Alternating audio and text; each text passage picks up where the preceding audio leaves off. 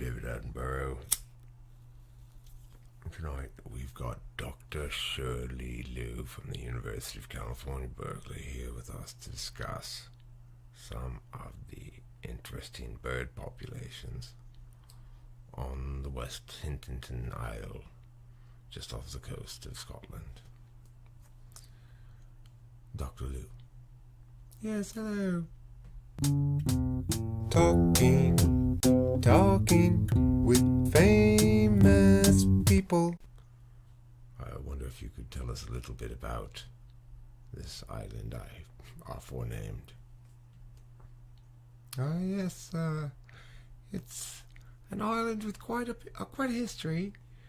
We see dating back to the first Queen Elizabeth. There was some sort of battle on the island. We're not quite sure what happened. We know it involved geese. There were a lot of geese carcasses, a lot of geese skeletons. They were entombed in clay pots and left for scavengers to wrestle out the goose from the pot, one imagines, only to have an abrupt storm cover them in 17 feet of silt. So we've been digging through that silt to get to these goose-bearing urns for some time now. And I see, that's fascinating. Can you tell us, are these the same kind of geese we have now? More or less the same. They do seem to be North Atlantic geese, which are the very same geese that we enjoy here in Britain. I see, Dr. Liu. What else do you have to tell us from this island? Well, on the cliff sides, which are facing westward, of course, where the swoons come and nest in the summertime.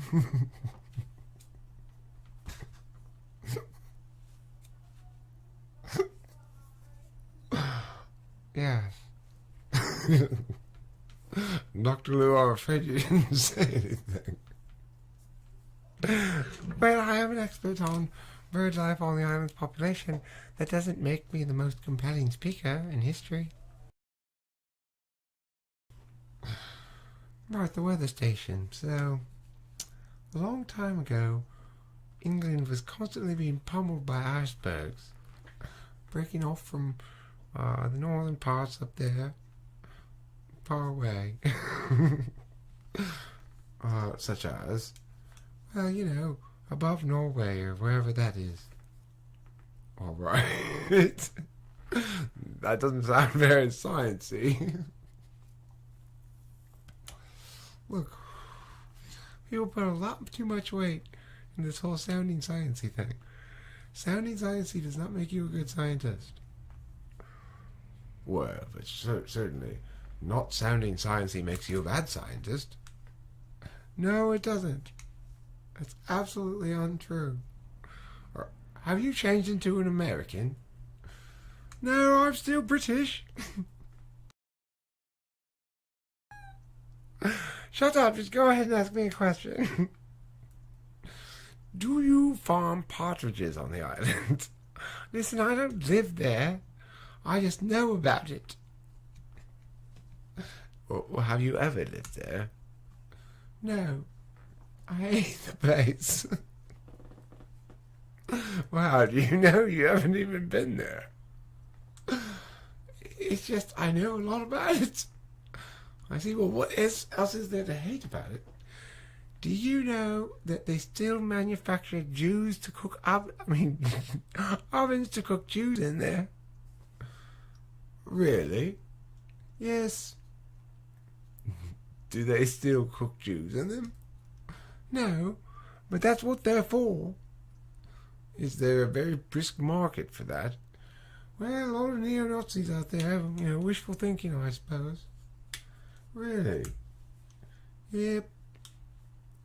I did not know that. I can tell.